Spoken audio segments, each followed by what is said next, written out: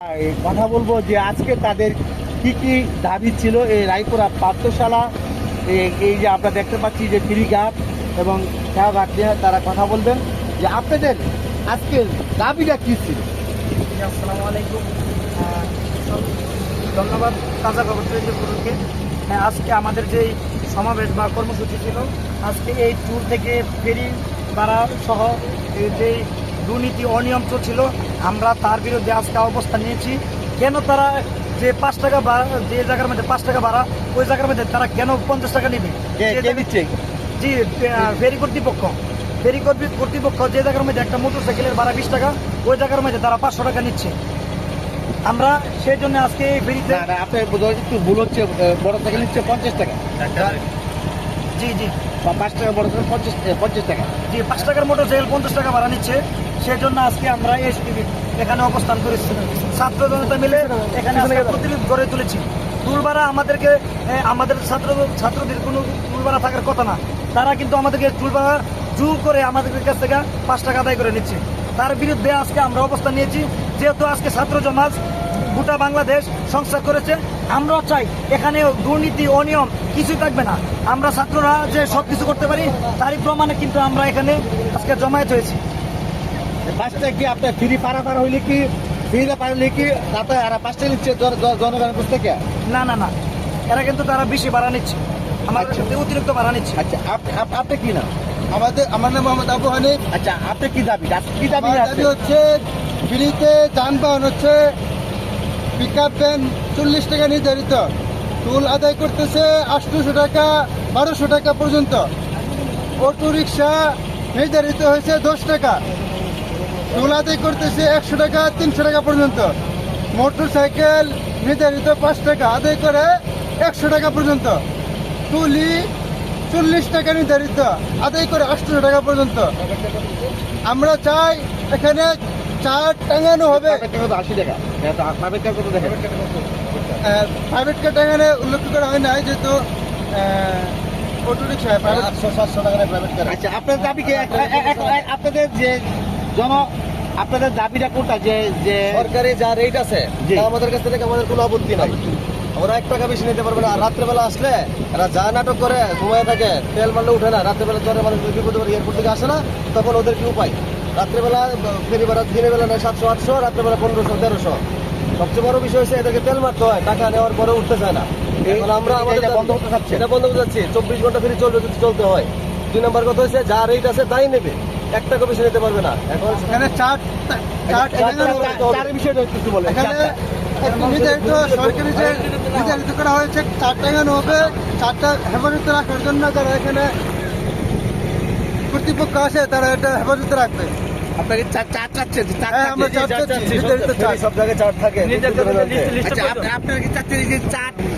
আমরা তো শুনেছি যে টাকার ফলে কিন্তু 4 টাকা দরকার সব সরকারি জায়গায় থাকে, সব জায়গায় অন্য। এখানে হয়তো গাড়ি কম চলে, আমরা জানি রেটটা একটু বেশি, কিন্তু কত বেশি আমাদেরকে জানতে হবে আগে। আমরা 700-800 টাকা দিয়ে যেতেছি, এমন হতে পারে রেটটা 400 হতে পারে, 300 হতে পারে, বা 700 হতে পারে, কিন্তু সরকারি যে রেটটা ওইটা টানা রাখতে হবে। এবং আমরা দেখা কম দেয় বেশি দিতে পারবো না, অসম্ভব। যা রেট আছে তাই দেবো, ইনশাআল্লাহ দিতে পারবো না, আমরা কমও দেবো না। আপনারা আরেকটা বিষয় ক্লিয়ার করেন, 4টা আপনারা কখন নাগাদ চাচ্ছেন বা কবে নাগাদ এই 4টা টানা থাকুক? আমরা তো এই মুহূর্তে যাচ্ছি, হয়তো আজকে থেকে হোক, কালকে থেকে হোক। কালকে থেকে জানা আমাদের জন্য সুবিধা, যেহেতু খেয়াঘাট নিয়ে কথা উঠছে, এখন ফেরি নিয়ে 100% উঠবে, আমরা উঠাবো ইনশাল্লাহ। যদি মনে করেন যেটা সমাধান না হয়, এটা নিয়ে আবার আন্দোলন করবো, 100 আন্দোলন করবো। যে যত রেট যা আছে তাই নিতে হবে, কোনো দুর্নীতি কোনো ইয়ে করে চলবে না এখানে। যদি তারা 4টা লাগাত, আপনাদের পরবর্তীতে কি ব্যবস্থা? আবার আন্দোলন শুরু হবে। আমাদের আন্দোলন হবে ইনশাল্লাহ, কঠোর থেকে কঠোর আন্দোলন। কেন? আমরা দেখেন, আমরা সাধারণত নৌকা ঘাটে যে টুল আমাদেরকে নির্ধারণ করা হয়েছে, আমি একদিন বলেছি যে আমরা স্টুডেন্ট মানুষ, আমাদের তো এখানে টুল নেওয়ার কোনো কথা না। কে বলছে? But who care? তারা কোনো দাঁড়ি করে না, তারা কোনো কথাই আমাদেরকে রেসপন্স করে না।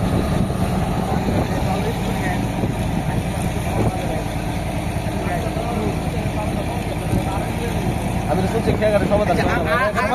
আরেকটা বিষয়, আপনাদের এই ছাত্র জনতার কাছে আমার দাবি যে আমরা দেখছি অসহায় মানুষ, যে আমরা দেখতে পাচ্ছি যে অসহায় এবং মুক্তিযোদ্ধা, আমরা সাংবাদিক রয়েছি, আমরা ছাত্র জনতা রয়েছেন, এই ছাত্রদের বিষয় এই যে পারাপারের জন্য কিন্তু আমরা দেখছি চরাঞ্চল থেকে একটা বিপুল গোষ্ঠী কিন্তু আমরা দেখছি যে শিক্ষার্থীরা কিন্তু প্রতিদিনই কিন্তু আমাদের রায়পুরা কলেজে বা নরসিংদী কলেজ রয়েছে, এরা কিন্তু পারাপার হচ্ছে প্রতিদিন। এই বিষয়ে যদি বলতে তাদের থেকে কি মানে হাফলিতারা ফোন নিবে না, কিভাবে তাদের ছাড় দেওয়া হবে? দেখুন, সকল ছাত্রছাত্রী কিন্তু সরকারি আছে, প্রাইভেটে আছে, তারা কিন্তু প্রতিনিয়তই কিন্তু স্কুল কলেজে আসা যাওয়া করতে হয়। সেই ক্ষেত্রে তাদের ভাড়া আমি মনে করি যে তাদের ভাড়া না নেওয়া উত্তম। আর যদি তারা কোনো কারণে নেই তাহলে সেটা হাফ ভাড়া হবে।